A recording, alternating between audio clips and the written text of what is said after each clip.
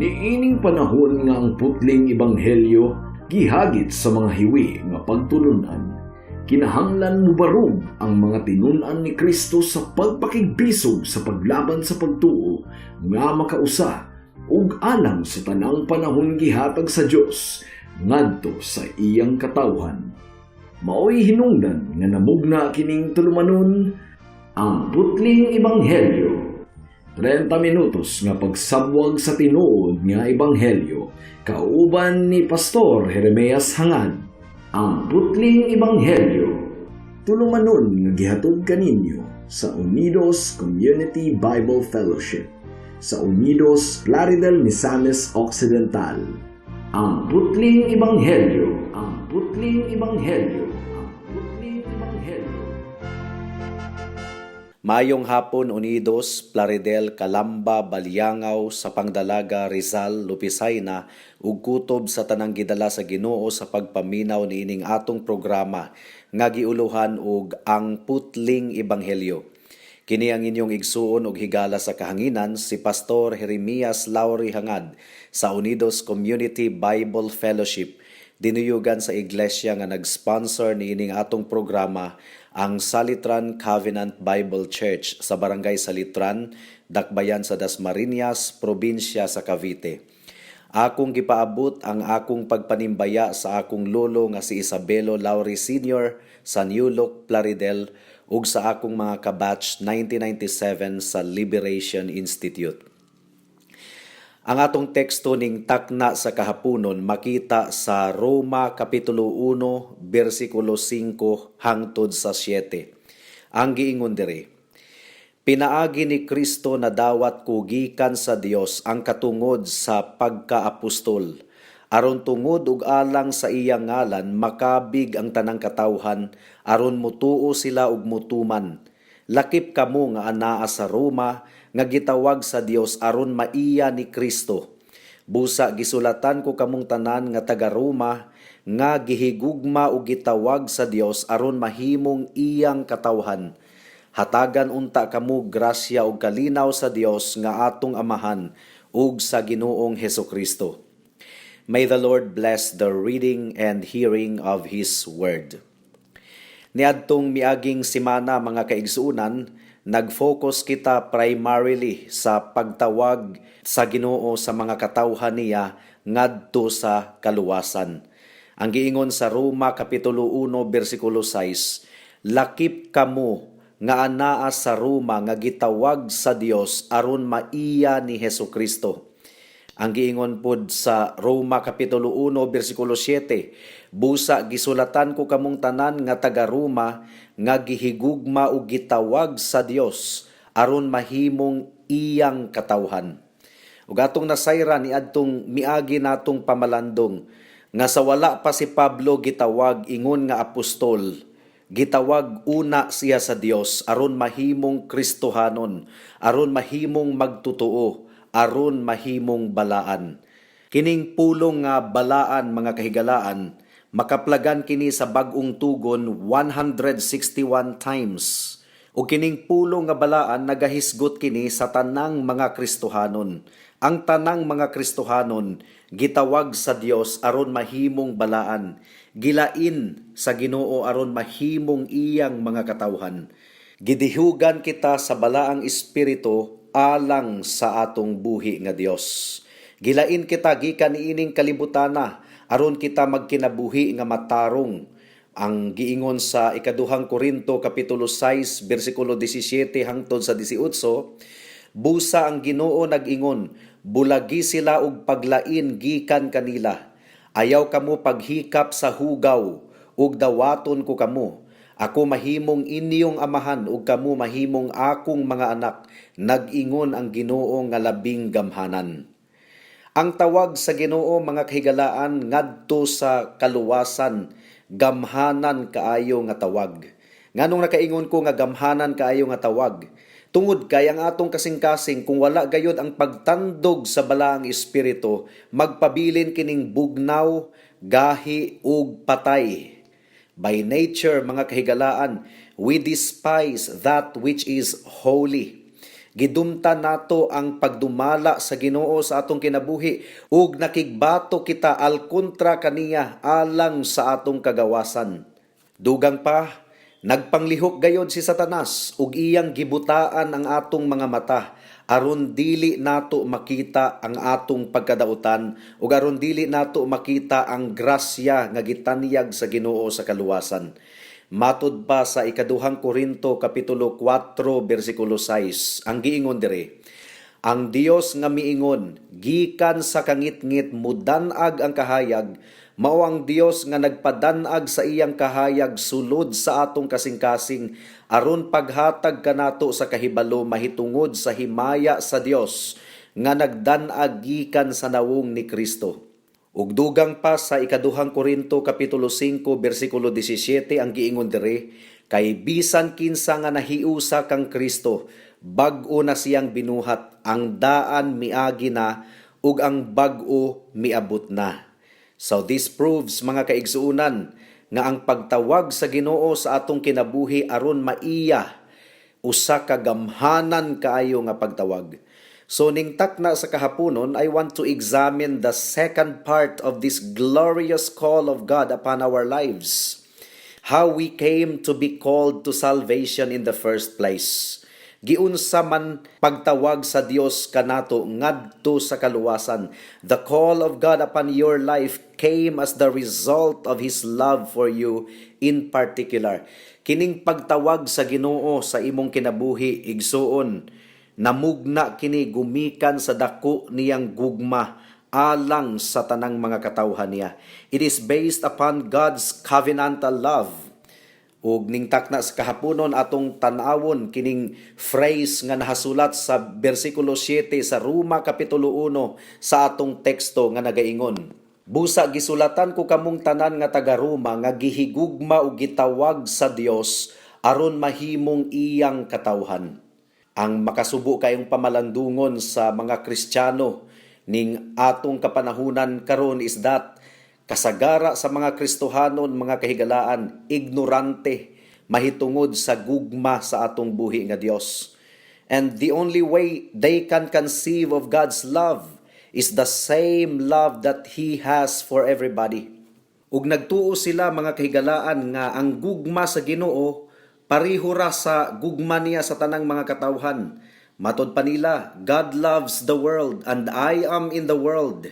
Therefore, God loves me. Mura na ilang pagsabot sa gugma sa atong buhi nga Dios.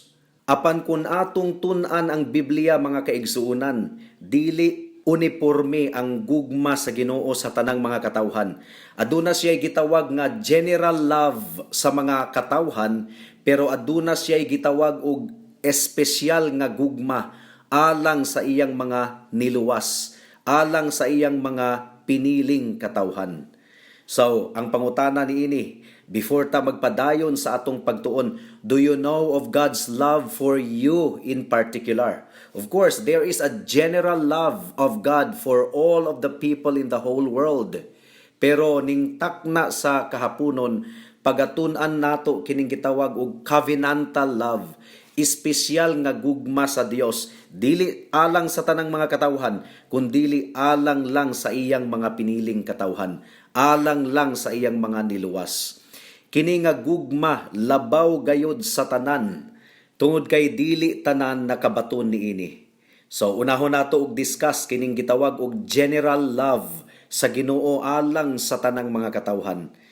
Ang Biblia nagtudlo nga taliwala sa pagkadautan sa mga katawhan, bisag hinukman na kining kalibutana sa atong buhi nga Dios, nagpakita gihapon ang Dios og gugma ug kaluoy alang sa tanan, isip ilang magbubuhat. Ang giingon sa Matthew chapter 5 verse 43 to 45, paminawan ninyo. Nakadungog kamo nga giingon kaniadto, higugmaa ang imong mga higala ug dumti ang imong mga kaaway.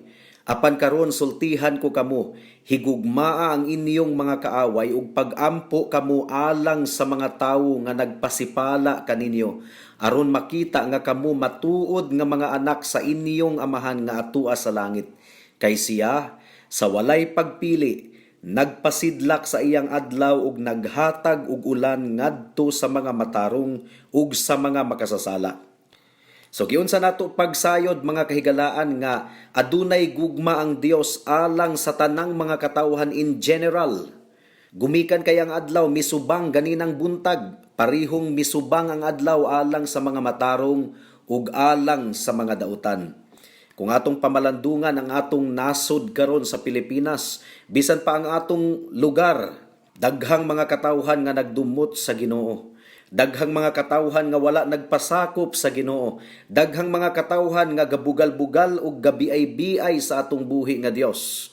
Sa tinuod lang, adunay katungod ang Ginoo. Walay makapugong kaniya kung puuhon niya ang tanang mga dautan pinaagi sa coronavirus. Pero wala kana niya gibuhat. Misubang gihapon ang adlaw ug iya gihapon gibubo ang ulan sa tibuok kalibutan ug ang nakapahimulos niini ang susamang dautan ug maayo. The Bible declares that one of God's essential attributes is love.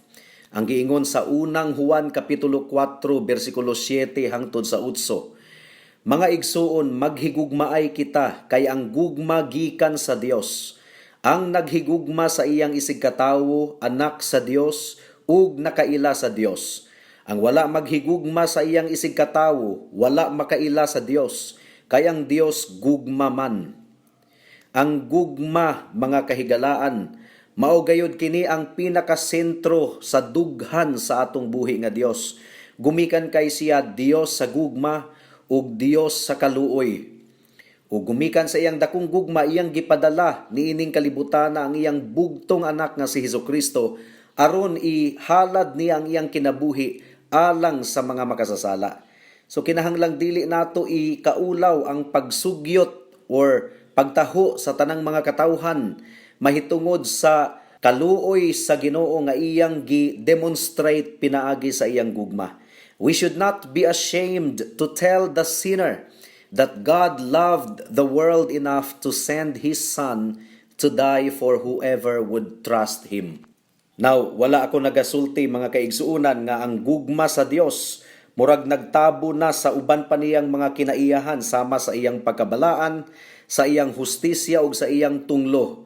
No, we do not deny those attributes of God also. Pero ang gugma sa Dios dako gayud kaayo to the point nga hangtod karon gipugngan pa niya ang iyang tunglo ug kapungot, wa pa niya gibubo sa tibuok kalibutan, gumikan sa iyang dakong gugma. Although sa katapusang adlaw iyang ibubo finally ang iyang tunglo sa mga katawhang nagdumili kaniya. But everything God does is motivated by love. It is God's very nature to love. Ang Dios balaan, ang Dios maghuhukom, apan isip usa ka mahigugmaon nga Dios, iya unang gipostpone ang iyang judgment, gumikan kay puno siya sa kaluoy. Ang giingon sa Salmo kapitulo 145 bersikulo 8 hangtod sa 9, paminawan ninyo.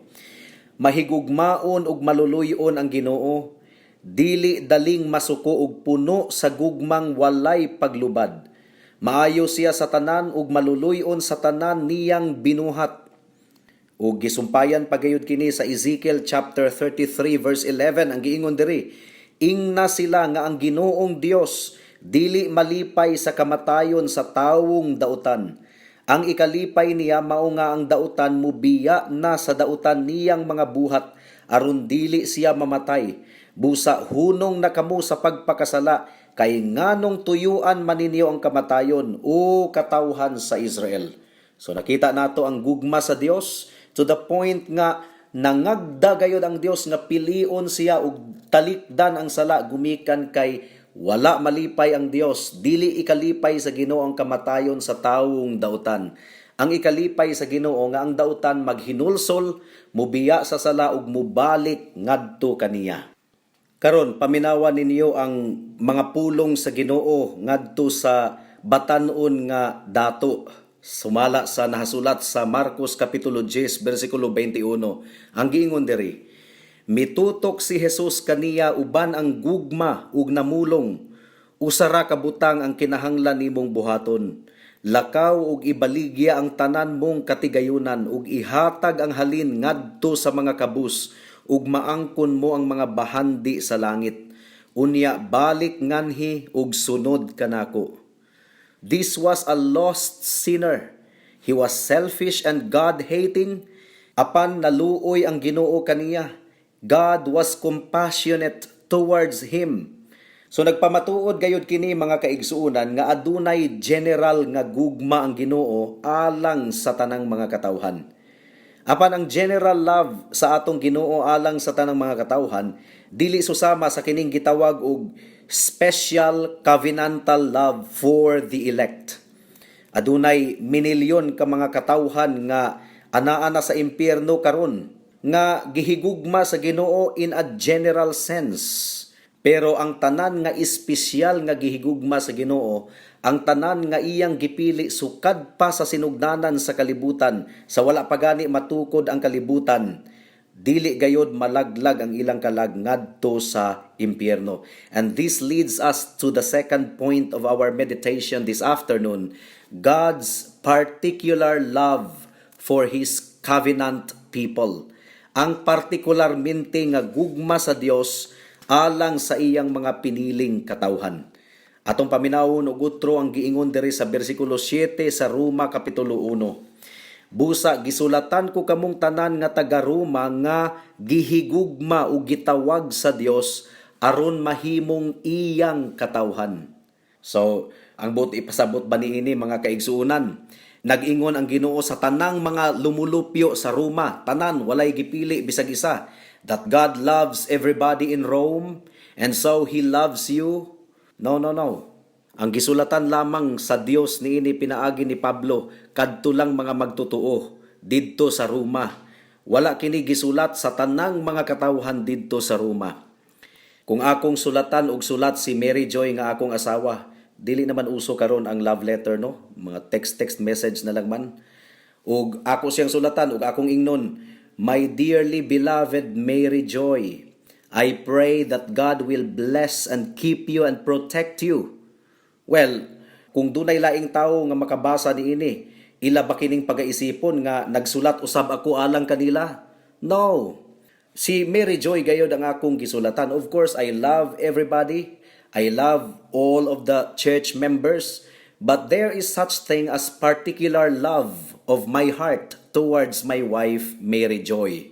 Ubos kaayo ang atong pagtan-aw sa Ginoo kung ang atong logic ingon ini. God loves the world, and I am in the world, and therefore God loves me. Mura na'y gugma nga imong nasabtan mahitungod sa Dios. Paul is not saying in this verse of everybody that lives in Rome. Paul is talking to the beloved. Gisulatan ni Pablo ang tanang mga hinigugma sa Dios, particularly sa mga magtutuo didto sa Roma. He isn't writing to everybody in Rome. This is covenant love. Paul is writing to the bride of Christ. Nakigsaad ako kang Mary Joy way back in 2001 nga ako siyang higugmaon supremely. And I chose her above all others to be my wife. I made a sacred vow before God in His presence.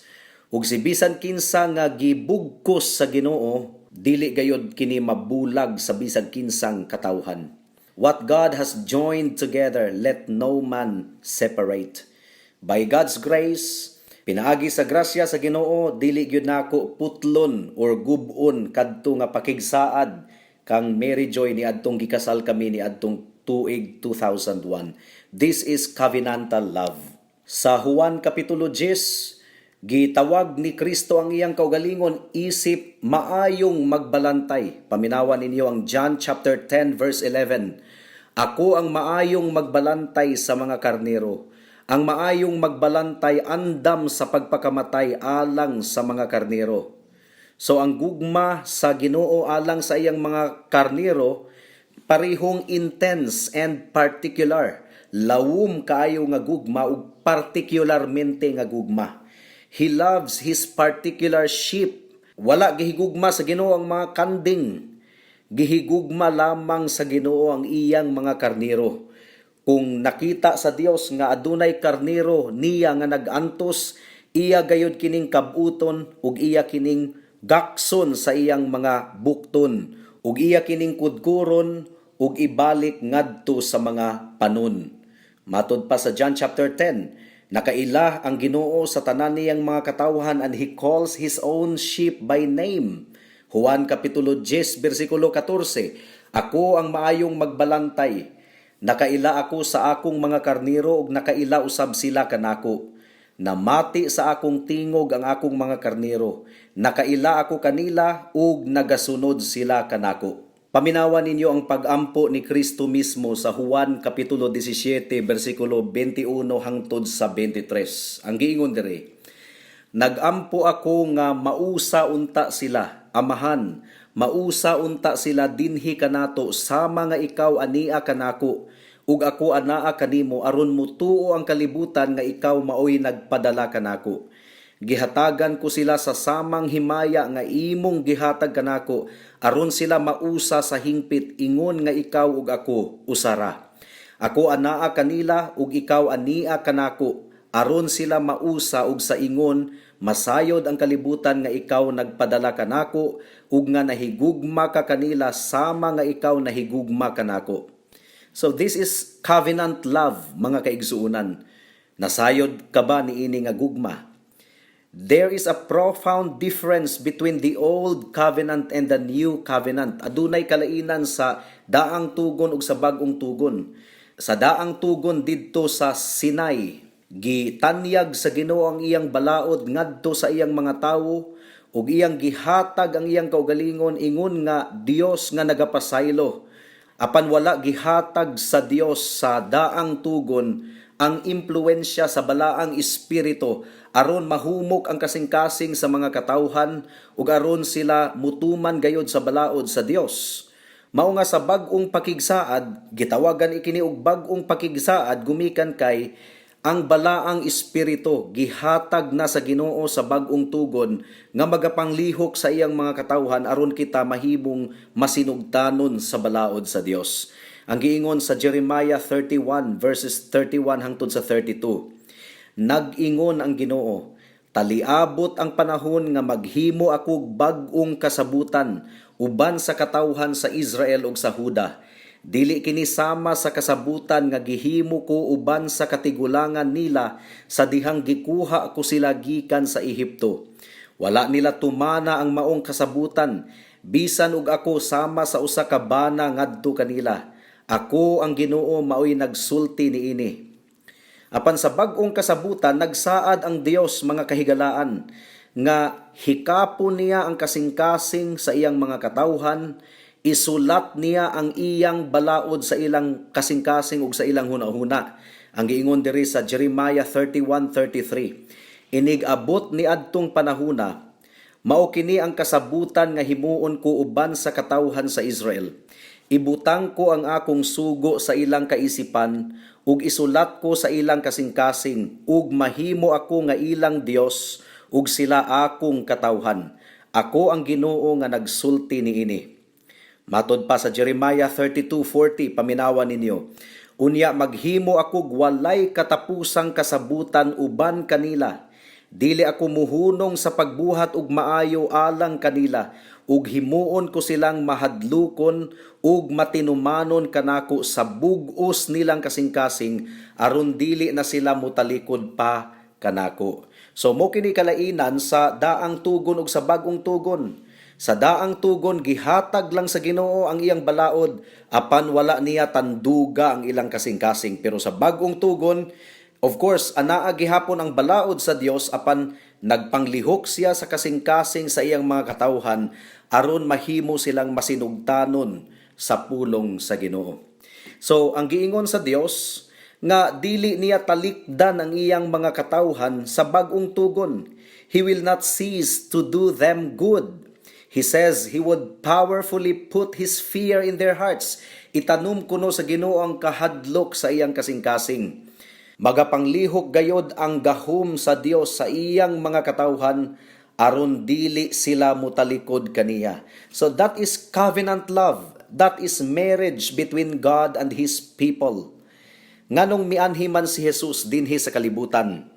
Mianhi si Jesus dinhi sa kalibutan aron lukaton, aron paliton niya ang iyang mga katawhan sa bag-ong kasabutan. Unsa may iyang giingon sa Last Supper sa balaang panihapon, nganong mag-celebrate man gyud kita og Last Supper every now and then. Ang giingon diri sa Lucas kapitulo 22 bersikulo 20, human sa panihapon gikuha usab niya ang kupa ug nagpasalamat siya sa Dios. Gihatag niya kini kanila ug miingon siya, kining kupa mao ang bag-ong kasabutan sa Dios, tiniman-an sa akong dugo nga giula alang kaninyo. So ang bag-ong kasabutan di ay mga kaigsuunan, gisecure kini sa dugo sa atong Ginoong Hesukristo. Ang pangutana, is there anything in the universe that can destroy the power of the new covenant? Aduna ba'y makabungkag sa gahom sa bag-ong tugon? Is there anything that can separate us from Christ? Nagtaho si Pablo nga gitalikdan kuno siya sa iyang mga kauban. Apan miingon siya nga wa siya nag-inusara. Gumikan kay wala siya talikdi sa atong Ginoong Hesukristo. 2 Timothy chapter 4 verses 16 to 17. Ang giingon diri, sa una kong pag-atubang sa hukmanan, wala gayoy mitabang kanako, gitalikdan ako sa tanan. Hinaot unta nga dili sila pakasad-on sa Dios niini.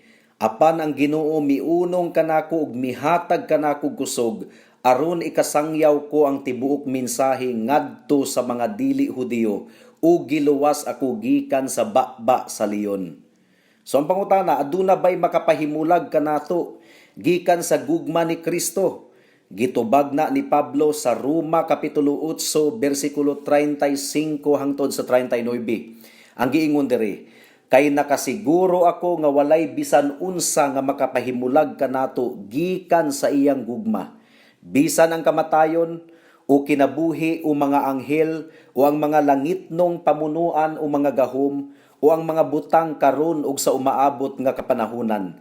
Bisan ang kalibutan sa itaas o sa ilalom, wala gayoy bisan unsa sa mga binuhat nga makapahimulag kanato gikan sa gugma sa Dios nga naato pinaagi kang Kristo Jesus nga atong Ginoo. Mudangat na kita sa mga aplikasyon. Sa unang Korinto kapitulo 13 mga kahigalaan, mabasa nato ang gugma dili gayod mupakyas. Love never fails. Ang gugma sa Dios dili gayod mulubad, dili mausab. Ang Dios nahigugma kanimo karon igsuon, nahigugma ang Ginoo sukad pa sa sinugdanan sa wala pa matukod ang kalibutan, nahigugma na siya kanimo, and He will never stop loving you. Ang gugma ni Kristo ug ang dugo ni Kristo naga-secure alang sa iyang mga katawhan nga dili sila mahimulag sa atong buhi nga Dios. Ang pangutana, nasayran ba nimo kini nga gugma higala? Nahibulong ka ba niini nga gugma? Mibangon ka ba gikan sa imong higdaanan sa matag adlaw nga nahibulong og nalipay og nagmaya gumikan sa gugma sa Dios? Nakapangutana ba ka, nganong giluwas man ko sa Dios nga dautan man kaayo ko? Amazing grace, how sweet the sound that saved a wretch like me. Kinsa ba ko nga gipunting sa Dios ang iyang gugma nga ri kanako? Kini ba nga gugma ni Kristo igsuon mao ang imong kalipay? Is there anything any more precious to you than that? Higala, kung wala pa nimo kini masinatii kini nga gugma, kung hangtod karon naghuna-huna gihapon ikaw nga maningkamot ka nga mabuutan ka aron ka higugmaon sa Dios, nagsalig ikaw sa imong kaugalingon. Undangi pagsalig ang imong kaugalingon gumikan kay ang imong pagabuutan dili gayud kana makaluwas kanimo. Hugawng dinug-an nga panapton lang na atubangan sa Ginoo. Makasasala ikaw. Wala ikaw mabuhat aron mapapas ang imong sala ug aron mawagtang ang tunglo sa Dios nganha kanimo. Paghinulsol sa imong sala ug tuo ug salig lamang kang Kristo nga nagpakamatay didto sa krus sa Kalbaryo, nagula sa iyang balaang dugo aron maluwas ang mga makasasala nga susama nimo ug susama kanako. Kung mudangop ikaw kang Kristo uban sa dakong pagpaubos ug pagsalig sa balaan niyang dugo, iya kang pasayloon, iya kang luwason, iyang papason ang tanan nimong salaod, ug mabatunan gayud nimo ang tumang gugma ug kalinaw sa imong kasing-kasing. Hangtod din hinalang kita taman sa atong pagpamalandong ning takna sa kahaponon, tungod kay wala na kitay oras pa. Ako kamong padayon nga giimbitar sa pagtambong sa atong panimbahon ugmang adlaw, adlawng Domingo, adlaw nga igpapahulay, alas 2 sa hapon sa panimalay ni Winstro ug ni Conchita hangad sa Unidos. Daghang salamat. Alang sa dugang nga mga pangutana, mahimong mo text kang Pastor Jeremias hangad sa 0935 744 3030.